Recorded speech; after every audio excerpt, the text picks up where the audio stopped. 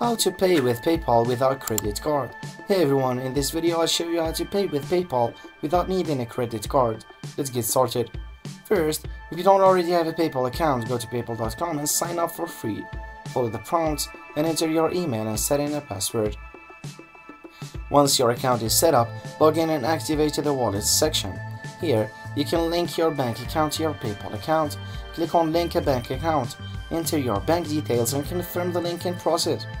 This allows you to fund your PayPal payments directly from your bank account. So when you are ready to make a purchase online, proceed to the checkout page of the website, select PayPal as your payments method, and you'll be redirected to the PayPal login page. Enter your PayPal email and password to log in and you'll see your available payment options. Instead of a credit card, select your linked bank account as the funding source for the transaction.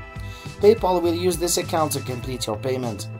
Review the payment details including the amount and the funding source, so if everything looks good, click Pay Now to complete your transaction. After you've made your payment, you can check the status by going back to your PayPal account and looking under the Activity section. And that's it. You now know how to pay with PayPal without a credit card. So if you found this video helpful, please give it a thumbs up and subscribe for more PayPal tips. Thanks for watching.